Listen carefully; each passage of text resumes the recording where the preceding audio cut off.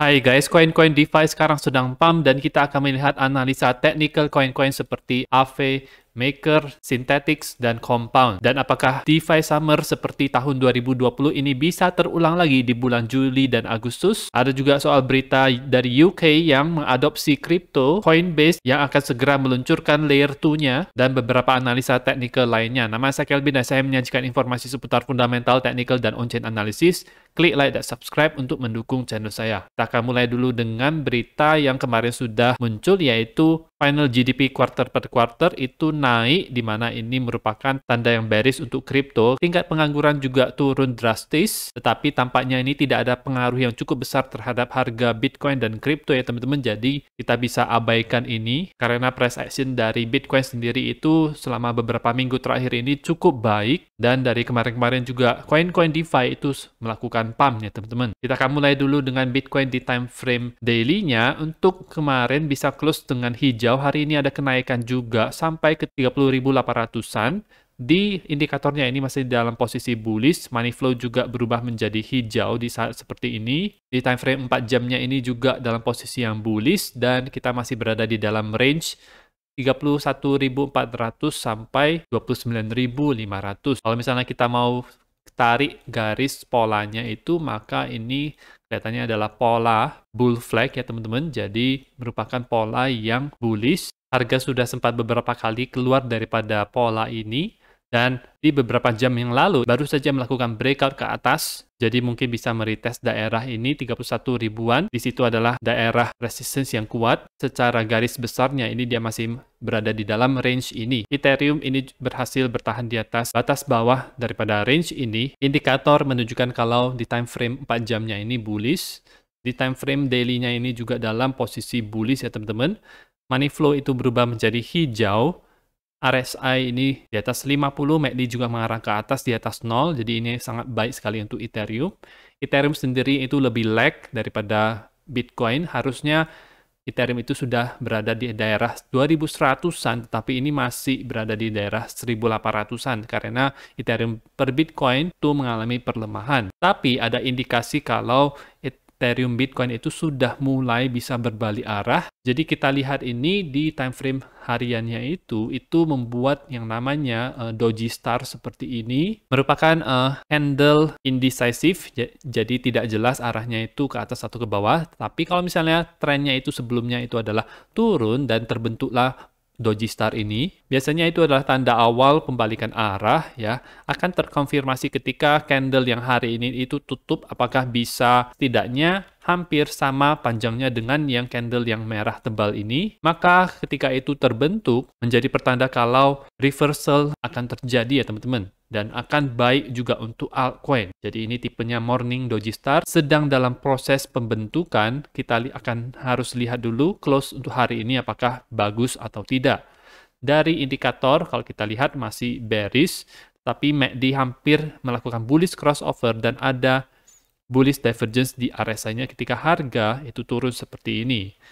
ETH BTC juga berada di daerah oversold di sini yang bisa menjadi potensi pembalikan arah. Seperti kita lihat di sini ada oversold, itu dia balik arah. Ini kelihatan di Bitcoin dominance yang realnya itu terhadap ETH, dia mengalami perlambatan ya teman-teman, dan ada pengurangan sedikit dari tanggal 28 Juni ke 29 Juni. Terhadap altcoin rupanya jauh lebih kuat dibandingkan dengan ETH dan Bitcoin ya teman-teman. Kita bisa lihat ini mengalami penurunan kemarin dan hari ini juga mengalami penurunan untuk real Bitcoin dominance terhadap altcoin non-ETH. Dan kita akan melihat juga analisa teknikal beberapa koin-koin DeFi yang fundamentalnya itu bagus. Berita besar dari Inggris di mana mereka baru saja memastikan regulasi kripto ya. Jadi bill ini, proposal ini itu waktu itu diberikan kepada regulator untuk meregulasi kripto. Nah, ini sudah di-ACC oleh Raja Charles sendiri hari Kamis kemarin, menandakan tahapan formal terakhir yang membuat proposal ini menjadi hukum. Waktu itu diperkenalkan Juli 2022 di tengah-tengah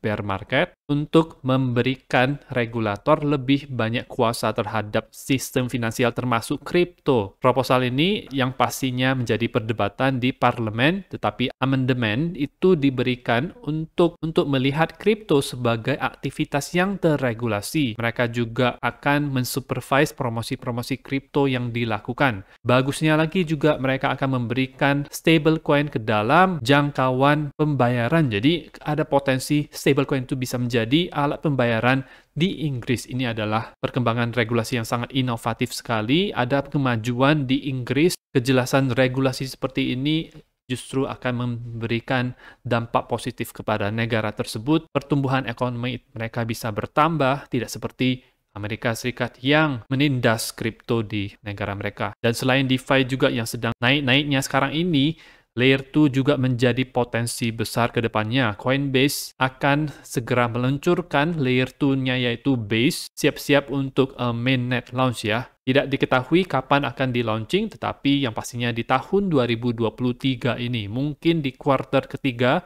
dan besok kita akan masuk ke kuartal ketiga ya teman-teman. Dan perang Layer 2 ini akan semakin besar. Selain itu kita bisa melihat kalau Bitcoin Quest itu kembali melakukan pump kemarin ya teman-teman, bisa close dengan baik sekali dan hari ini juga naik cukup lumayan, dia sampai kepada supply zone warna merah ini. Jadi di sini itu ada supply zone yang ada di time frame weekly-nya ya teman-teman. Jadi menurut saya bukan merupakan ide yang baik untuk membeli di daerah sini, tetapi kita melihat koin-koin lain yang belum pump itu kita bisa beli koin-koin lain yang fundamentalnya itu bagus.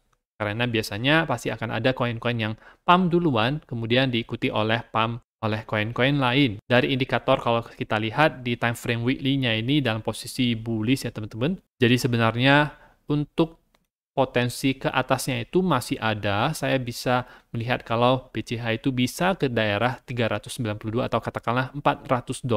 Tapi kalau misalnya kita beli di sini, maka itu adalah kenaikan 30%. Untuk koin-koin lain, itu ada potensi yang lebih besar menurut saya dibandingkan dengan BCH. Kecuali BCH sendiri dia bisa berhasil melakukan breakout daripada harga 400 ini, maka dia akan ke target harga yang lebih tinggi lagi ya teman-teman, mungkin ke daerah 600-an. Di sini ada supply zone, di mana ada koin yang menurut saya berpotensi untuk bisa melakukan 2 kali lipat ke depannya, yaitu Litecoin ya teman-teman, karena Litecoin akan melakukan halving di sekitar tanggal 7 Agustus tahun ini.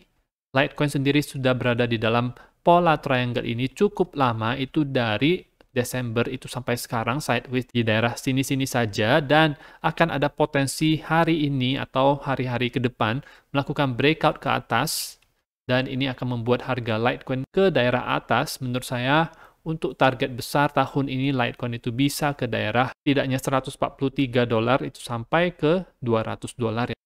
Teman-teman bisa tonton video saya mengenai Litecoin halving, mengenai kebiasaan-kebiasaan yang sering dia lakukan sebelum halving, yang tentunya bisa memberikan peluang cuan buat kita. Dan sekarang kita akan melihat 4 koin DeFi menurut saya fundamentalnya itu kuat dan ada potensi untuk naik ke depannya ya teman-teman.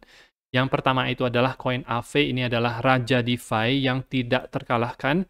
Dari segi smart kontraknya, protokolnya itu menurut saya sampai sejauh ini dari tahun 2020 saya memantau koin ini itu tidak ada masalah yang besar ya teman-teman, dan sering juga melakukan upgrade di protokolnya sehingga lebih baik lagi. Sekarang dia dalam posisi membuat pola descending triangle seperti ini, dan dalam posisi naik ini dia harus melakukan breakout di harga $75 sehingga dia bisa naik ke atas, dan target daripada breakout pola ini itu bisa ke harga $125 atau kenaikan sebesar 62%. Dia akan mencapai batas atas daripada pola ini. Kemudian kita akan lihat pergerakan selanjutnya apakah dia bisa menembus daerah ini atau tidak. Target selanjutnya untuk Aave adalah dia bisa ke supply zone di daerah $170. Volumenya ini itu cukup mendukung pump yang sekarang sedang terjadi di Aave. Di sini ya teman-teman. Money flow di time frame 3 hariannya ini menjadi hijau, RSI juga berada di atas, MACD juga ini dalam posisi ke atas, jadi dalam posisi yang bullish menurut saya. Yang kedua adalah coin maker DAO, masih berada di dalam pola parallel channel ini. Dia berhasil bertahan di atas daerah middle line ini selama beberapa saat dari Februari sampai sekarang bertahan di atas ini, tidak retest daerah atau membuat lower low di sini ya teman-teman. Di time frame 3 hariannya ini, money flow mengarah ke atas, RSI dan MACD ini juga dalam posisi bullish, harus tembus daerah 870 agar bisa ke target harganya yaitu 1200. Jadi 870 itu harus di breakout dulu, baru bisa ke 1200. Dan seperti AV juga, kalau misalnya tembus daripada 1200 ini, maka ada potensi untuk ke 1700 sampai 2000-an teman-teman. Koin lain adalah Synthetix. Ini adalah koin yang cukup bagus juga fundamentalnya. Time frame 3 hariannya dalam posisi bullish juga sama seperti koin MakerDAO. Money flow dalam posisi hijau seperti ini baik sekali. Polanya itu adalah descending triangle seperti AV. Harus breakout di 2,7 dolar di sini dengan target harga ini sampai ke 4,5 dolar. Untuk supply zone-nya itu ada beberapa targetnya, yaitu yang pertama adalah di 7 dolar sampai ke 10 dolaran. Dan ada juga koin compound, koin blue chip DeFi. Dari indikator ini dalam posisi bullish, sudah lama time frame 3 hariannya ini tidak dalam posisi money flow yang hijau. Jadi terakhir kali itu di tahun 2021. Banyak green dot yang terbentuk di sini, dia membentuk lower low, tetapi dia langsung balik lagi ke atas dengan cepat selama beberapa minggu terakhir ini. Harus breakout daripada harga 60 dolar. Targetnya adalah 75 dolar di sini, tidak terlalu jauh sebenarnya. Tetapi menurut saya dia bisa ke daerah 150 dolaran di supply zone ini. Analisa DeFi yang bisa melakukan pump di bulan Juli dan Agustus ini mengikuti fraktal di tahun 2000 teman-teman. Kalau kita lihat chart Bitcoin dominance waktu itu di tahun 2020 awal atau akhir bulan Juni ya, seperti sekarang ini, itu Bitcoin dominance mengalami penurunan. Itu mengalami penurunan sampai ke bulan Agustus, akhir Agustus, baru di tanggal 1 Septembernya itu terjadi dump. Jadi mungkin Bitcoin bisa melakukan hal yang serupa. Kita lihat untuk Bitcoin dominance di time frame weekly-nya sekarang ini memang dalam posisi hijau seperti ini. Time frame 3 harian itu ada mulai menurun. Dan time frame hariannya itu ini mungkin membentuk doji star juga ya teman-teman, seperti ETH Bitcoin. Kalau hari ini bisa close dengan merah dengan baik dan membentuk pola evening doji star, maka akan baik sekali untuk altcoin dan akan memulai alt season yang besar, cukup besar dibandingkan dengan yang kemarin-kemarin sudah terjadi. Nah, itu saja informasi untuk video kali ini. Semoga bermanfaat. Teman-teman bisa dukung channel saya dengan mengklik like dan subscribe dan nantikan video saya selanjutnya.